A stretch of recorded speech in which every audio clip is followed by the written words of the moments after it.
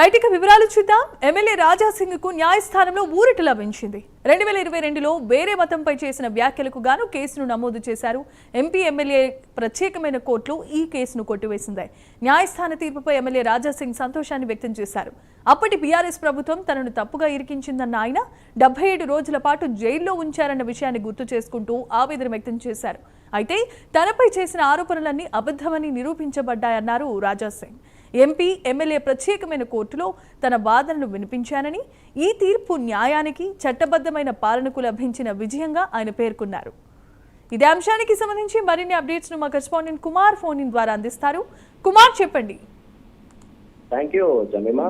అయితే 2022లోనే ప్రవక్త మహమ్మద్ పై వ్యాఖ్యలు చేశారన్న ఆరోపణలతో ఇటు గోషమాల ఎమ్మెల్యే టి రాజాసింగ్ పై కేసు అయితే నమోదైంది. ఈ నేపథ్యంలోనే ఈ కేసుకు సంబంధించి ప్రస్తుతం ఆయన నిర్దోషిగా ఏదైతే కోర్టు అయితే ప్రకటించింది. ముఖ్యంగా 2022లోని ప్రవక్త మహమ్మద్ పై ఏదైతే కొన్ని వ్యాఖ్యలు చేశారన్న ఆరోపణలపై రాజాసింగ్ పై కేసు అయితే నమోదైంది. ఈ కేసులో న్యాయ ప్రక్రియ అనంతరం ముఖ్యంగా ఈ రోజు తాను నిర్దోషిగా తేలినట్లు మాజీ ఎమ్మెల్యే టి రాజాసింగ్ అయితే ప్రకటించారు. ఈ సందర్భంగా ఆయన ఏదైతే ఒక ప్రకటన కూడా విడుదల చేయడం జరిగింది. అప్పటి బీఆర్ఎస్ ప్రభుత్వం తనను తప్పుడు కేసులో ఇరికించి పీడీ చట్టం కింద 77 రోజుల పాటు నిర్బంధించారని ఆరోపించారు. అయితే ఆ సమయంలో కూడా భారత న్యాయ వ్యవస్థపై తనకు పూర్తి విశ్వాసం ఉందంటూ కూడా పేర్కొన్నారు.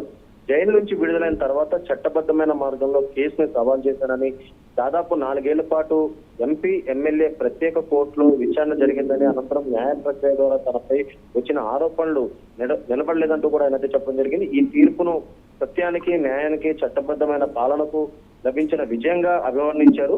అయితే ఈ సుదీర్ఘ న్యాయ పోరాటంలో అండగా నిలిచిన తన న్యాయ బృందానికి అలాగే మద్దతుదారులకు కూడా కృతజ్ఞతలు తెలిపారు. ప్రజలకు సేవ చేయడం అలాగే రాజ్యాంగాన్ని గౌరవించడం, చట్టబద్ధమైన పాలనను పరిరక్షించడం పట్ల తాను కట్టుబడి ఉంటానంటూ కూడా ఇప్పటికే స్పష్టం చేశారు. అయితే ఈ రోజు ఏదైతే ఈ కోర్టు నుంచి కూడా రాజసింగ్ కి భారీ ఊరట లభించిందని చెప్పొచ్చు. ముఖ్యంగా ప్రవక్తపై వ్యాఖ్యల కేసులోని రాజసింగ్ కూడా నిర్దోషిగా తేలిన నేపథ్యంలో ఈ రోజు ఒక ప్రకటన కూడా విడుదల చేయడం జరిగింది. ముఖ్యంగా ఈ కేసుకు సంబంధించి పీడీ చట్టం కింద 77 రోజుల పాటు ఆయన జైల్లో అవుతున్నారు. అయితే ఆ తర్వాత బయటకు వచ్చిన తర్వాత న్యాయ పోరాటం కూడా చేయడం జరిగింది. ఈ న్యాయ పోరాటంలో సుమారు 4 ఏళ్ల పాటు ఈ కేసు కూడా నడిచింది. 4 ఏళ్ల పాటు ఈ కేసుకు సంబంధించి పూర్తిగా కోర్టు కూడా పరిగణలో తీసుకుని ముఖ్యంగా విచారణ అయితే చేపట్టింది. ఈ నేపథ్యంలోనే ఇటు రాజాసింగ్ కి భారీ ఊరట లభించిందని చెప్పొచ్చు.